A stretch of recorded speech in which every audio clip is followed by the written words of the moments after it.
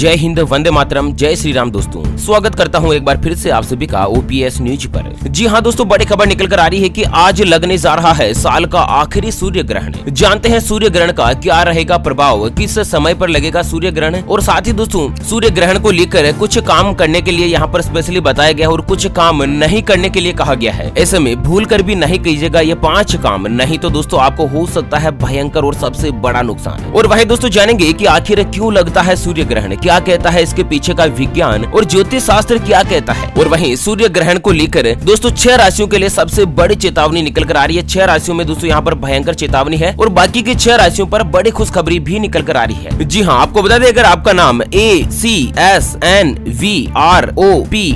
या फिर T से शुरू होता है तो दोस्तों आपको बड़े ध्यान के साथ ये वीडियो पूरा आखिर तक जरूर देखना चाहिए। और वहीं दोस्तों यहाँ पर इस सूर्य ग्रहण पर आपकी किस्मत भी चमक सकती है। दोस्तों एक चीज आपने देखी होगी, आपने जिंदगी में बहुत सारे ऐसे उदाहरण देखे होंगे जो कि यार आज के 10 साल पहले कोई व्यक्ति कुछ भी नहीं था, मतलब दोस्तों यहाँ पर नौकरी करता था, 15-20 हजार रुपए तनख्वाह कमाता था, आज बड़ी बड़ी महंगी गाड़ियों में घूम रहा है। हर लोग उनके प्रति बातें करते हैं कि दोस्तों 10 साल में इसने बहुत ही बड़ी प्रोग्रेस कर ली है, बहुत ही बड़ा अपने आप में विकास कर लिया है, बहुत कुछ बदलाव कर लिया है। और ये सब क्यों होता है दोस्तों, ये सब किस्मत के पीछे का खेल होता है। सबसे पहले तो अपनी मेहनत होती है और मेहनत के बाद दूसरा नंबर आता है किस्मत का, क्योंकि किस्मत आदमी को कहां से कहां तक ले जा सकती है। और किस्मत को बदलने के लिए भी कुछ न कुछ अपने को पॉजिटिव थिंकिंग रखनी पड़ती है। जैसे कि कुछ स्पेशली मौके होते हैं ना, फॉर एग्जाम्पल आपको बता दे सूर्य ग्रहण, चंद्र ग्रहण, पुष्य नक्षत्र हो गया, गुरु पूर्णिमा होगी, इन सभी के दिन जो क्या होता है ना दोस्तों, अपन कुछ पूजा अर्चना करते हैं, कुछ दान पुण्य करते हैं, तो उसका एक बहुत ही बड़ा महत्व होता है जो कि अपनी जिंदगी में अपने को कहीं ना कहीं प्राप्त होता ही होता है। तो इसी के साथ दोस्तों इस वीडियो में चर्चा करेंगे कि आखिर आप इस सूर्य ग्रहण पर क्या ऐसा काम करें कि दोस्तों आपकी किस्मत जो है वो फटाफट से चमक जाए और आने वाले समय में आप खुद कह सके कि जी हाँ मैं हूँ करोड़पति। तो दोस्तों पूरी डिटेल जानते हैं। हेलो दोस्तों, मैं हूँ सचिन, आप देख रहे हैं ओपीएस न्यूज। तो चलिए शुरू करते हैं। चलिए सबसे पहले तो जानते हैं सूर्य ग्रहण का टाइम क्या है, सूतक काल कब लगने वाला है और सूतक काल में क्या करना चाहिए क्या नहीं करना चाहिए, जानते हैं दोस्तों इसके बारे में पूरी डिटेल। लेकिन उससे पहले आपसे एक छोटी सी प्यार भरी सी गुजारिश करते हैं दोस्तों, अगर आप ये जो वीडियो है ना वो ओपीएस न्यूज चैनल पर अगर पहली बार देख रहे हैं तो वीडियो के नीचे का लाल कलर का सब्सक्राइब वाला बटन दबाकर चैनल को सब्सक्राइब कर लीजिएगा और पास वाले घंटी के बटन को दबा दीजिए, जिससे कि दोस्तों आप रह सके दिन भर की काम की और लेटेस्ट खबरों से हमेशा अपडेट। चलिए यहाँ पर सबसे पहले आपको बता दें कि साल 2020 का आखिरी सूर्य ग्रहण आज यानी कि सोमवार 14 दिसंबर को लग रहा है और करीब 5 घंटों तक यह ग्रहण रहेगा और यह खंडग्रास सूर्य ग्रहण होगा। और दोस्तों भारतीय समय के मुताबिक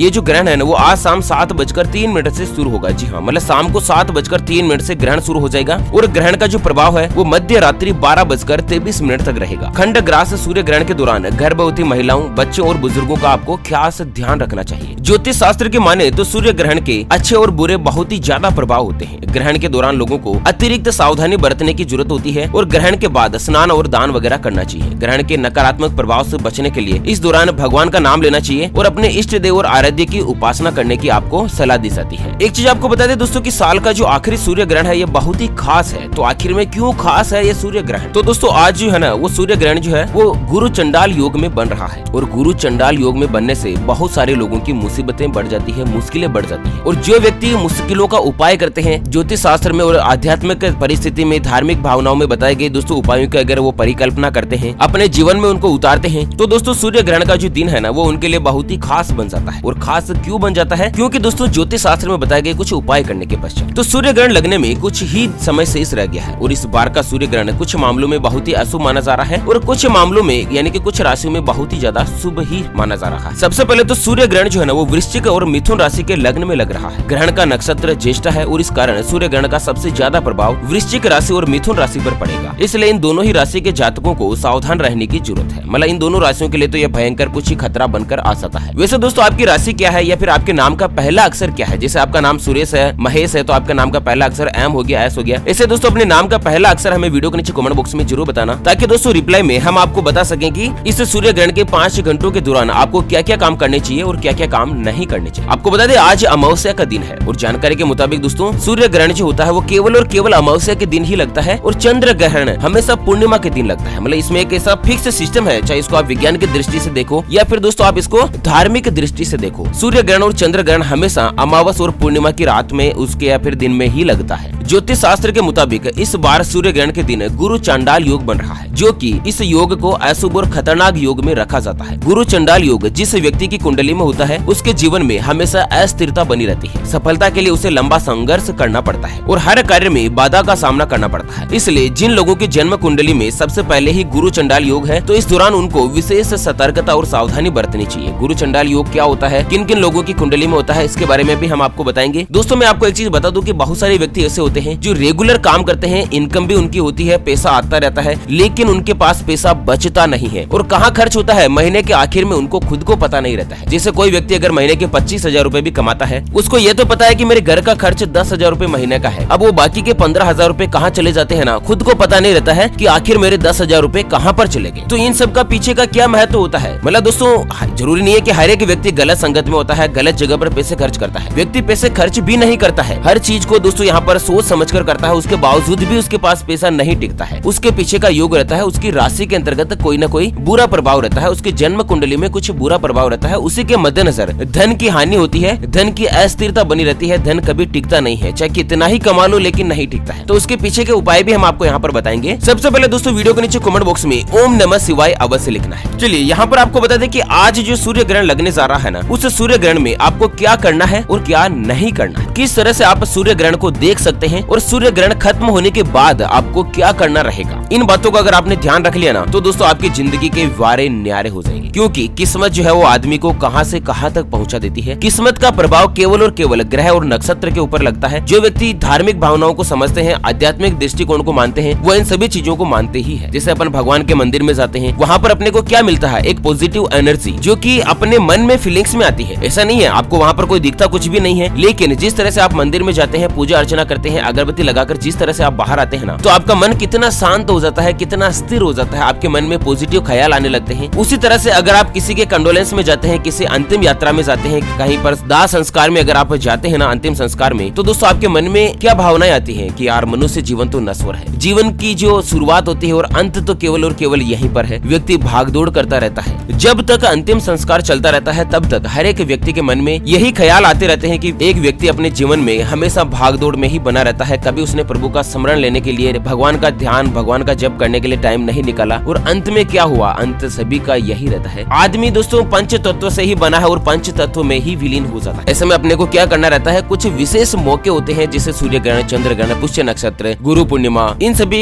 विशेष योग में अगर अपन प्रभु का स्मरण कर लेते हैं, कुछ विशेष बातों का ध्यान रख लेते हैं, तो अपनी जिंदगी में वारे न्यारे हो जाते हैं, उसका बहुत ही ज्यादा शुभ प्रभाव भी पड़ता है। वैसे दोस्तों आपके इष्ट देव कौन है, आप अपने मन में किन प्रभु का इष्ट देव का स्मरण करते हैं, यह भी हमें बताना, ठीक है ना। चलिए जानते हैं दोस्तों यहाँ पर सबसे पहले कि सूर्य ग्रहण पर आपको ऐसे कौन कौन से काम है जो नहीं करने चाहिए। सूर्य ग्रहण का मुख्य असर होता है बीच के समय में, जैसे कि आज का जो सूर्य ग्रहण है वो शाम 7:03 से शुरू हो रहा है, 12:35 के आसपास खत्म हो जाएगा और इसका जो मुख्य असर रहेगा वो 9:33 पर रहेगा। अच्छा 5 घंटों का आज सूर्य ग्रहण लगने वाला है। इन 5 घंटों के दौरान आपको क्या क्या नहीं करना चाहिए। तो दोस्तों सूर्य ग्रहण के समय बालों में तेल नहीं लगाना चाहिए, भोजन करना, पानी पीना, सोना, बाल बांधना, साथी के साथ संबंध बनाना, दातुन करना, मंजन करना, कपड़े धोना, ताला खोलना जैसे काम को नहीं करना चाहिए। इन कामों से आपको परहेज रखना चाहिए, ठीक है ना दोस्तों। सूर्य ग्रहण के समय दौरान आपको भगवान की मूर्ति को भी नहीं छूना चाहिए। सूर्य ग्रहण के समय अन्न ग्रहण नहीं करना चाहिए। ऐसा माना जाता है कि इस दौरान जितना अन्न आप खाते हैं ना, आपको नरक में उतनी ही यातनाएं झेलनी पड़ती है। धर्मशास्त्र ऐसा बताता है, ठीक है ना। सूर्य ग्रहण के दौरान सोने से भी आपको परहेज करना चाहिए। हालांकि जो रोगी होते हैं, बच्चे या फिर बुजुर्ग होते हैं, उन लोगों को इससे छूट दी जाती है, क्योंकि दोस्तों जिस लोगों को अगर कोई बीमारी होती है वो लोग अगर भोजन से परहेज करें तो अच्छा नहीं रहता है, उन लोगों को छूट दी जाती है। यहाँ पर जो बातचीत हो रही है ना, वो एक स्वस्थ मनुष्य की हो रही है, तो इन सभी लोगों को ये काम नहीं करने चाहिए। अच्छा पुराणों के मुताबिक सूर्य ग्रहण पर दूसरे का अनाज या फिर किसी और का दिया हुआ खाना खाने से पुण्य का नाश होता है और सूर्य ग्रहण के समय कोई भी शुभ काम आपको नहीं करने चाहिए। हालांकि मन में आपको भगवान का स्मरण करते रहना चाहिए, भगवान की मूर्ति नहीं छूनी चाहिए, पूजा अर्चना नहीं करनी चाहिए, मन में अपने इष्ट देव का स्मरण करना चाहिए। अच्छा सूर्य ग्रहण में क्या करें, तो सूर्य ग्रहण लगने से पहले जहाँ तक संभव हो नहा धोकर भगवान की पूजा अर्चना करें, हवन संभव हो तो हवन भी करें। पौराणिक मान्यताओं के अनुसार ग्रहण के समय किए गए दान से सामान्य से कई हजार गुना ज्यादा फल प्राप्त होता है, तो इसलिए दोस्तों आपको इस दौरान पुण्य कर्म अवश्य ही करने चाहिए। अब यहाँ पर मैं आपको यह नहीं कहूंगा कि आपको दान सोने का करना है, चांदी का करना है, वगैरह वगैरह कुछ नहीं है। अपने श्रद्धा और सामर्थ्य के अनुसार दान करें। किसी व्यक्ति को दान करने की श्रद्धा नहीं है तो वो अगर 1 रुपए का भी दान करता है, या फिर दोस्तों कोई व्यक्ति करोड़पति है, अरबपति है, वो अगर 1000 करोड़ का भी दान करता है, लेकिन अगर सच्चे मन से, सच्ची श्रद्धा के भावनाओं के साथ अगर जो व्यक्ति दान पुण्य करता है ना, तो उसका सेम टू सेम बराबर असर प्राप्त होता है। और हाँ, अगर आप बिल्कुल भी दोस्तों दान करने की लायक स्थिति में नहीं है, तो सूर्य ग्रहण के दौरान आपको क्या करना चाहिए? ग्रहण काल के दौरान आपको माता पिता की सेवा करनी चाहिए, माता पिता के पैर दबाना चाहिए। उसके अलावा दोस्तों जो व्यक्ति रोगी व्यक्ति है आप उनकी सेवा कर सकते हैं, आप गाय की सेवा कर सकते हैं। तो इस तरह से आपको काम करनी चाहिए। गाय को आप रोटी खिला सकते हैं, तो ये भी दान ही तो है दोस्तों। आप कुत्ते को रोटी खिला सकते हैं। जो बेजुबान जानवर होते हैं उनका अगर अपन भोजन करवा कर उनका पेट भरते हैं ना, तो दोस्तों सबसे बड़ा दान तो होता है वो केवल और केवल अन्न दान का ही होता है। अन्न से बड़ा